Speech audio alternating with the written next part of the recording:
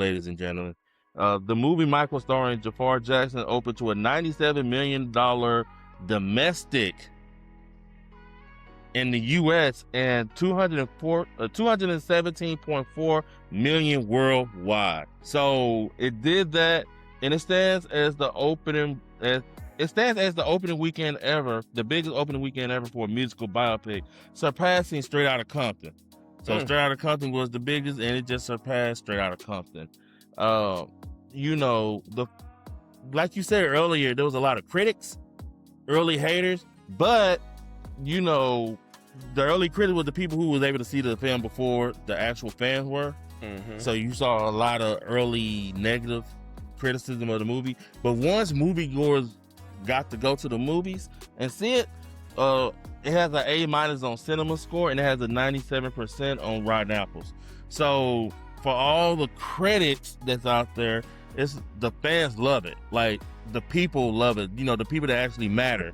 You said Rotten Tomatoes or Rotten Apples? I said Rotten Tomatoes. Oh, you said Rotten Apples? Did I say Rotten Apples? I might have said Rotten Apples.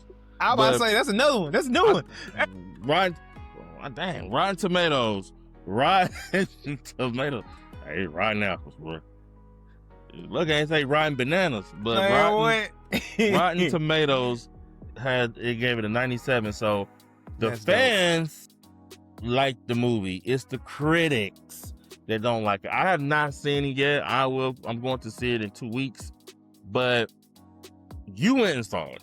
I went and saw it, and tell our people how it was going to see this movie. Because again, I was a big Michael Jackson fan. My dad was a big Michael Jackson fan. So I do want to go see the movie. I ain't gonna lie, I heard some stuff was taken out of it. I'm looking at you, Diana Ross. But you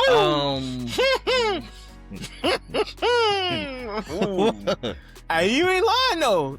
And that was a pivotal part. Like that was, I think that's part of the reason why, like, some of his views was warped in a way. But people don't want to talk about that. You know what I'm saying? Again, it go both ways. Like, well, first, I'm going to say, I'm just the movie. Overall, the movie was great. Like, people were saying, it's a musical. It's this. It's a movie about a musical artist. Of course it's going to have the music. People want to hear the hits. Now, you have time restraints. So to tell every little detail about the Jackson 5 and Michael, you would probably need... Because I don't know if anybody remembers the American Dream. Yeah, they're probably gonna do their own movie by itself, honestly. Yeah, like this movie, because the Jacksons, what was the American Dream or whatever it was that came out in the 90s, that was like a series. That was like a multiple part series. Yeah. Just on that era leading up to Billie Jean. So they tried to fit a lot of things in this time span, which they did a great job of doing, but it was kind of like his story, just kind of watching it on fast forward. But for what it was doing, it showed Michael as a human.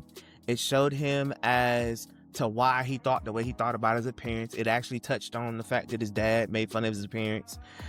They didn't harp on that too much, but it kind of planted that seed. Like, this is one of the reasons he didn't like his appearance, because parents got on. I mean, his father talked about him. So first thing he touched was his nose, because I got a big nose. My daddy said so. It's not gonna look good in pictures.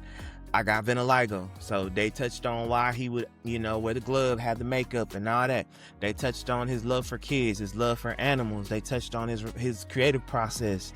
They touched on pretty much his business aspect, the way he had the dealings with his dad, he had to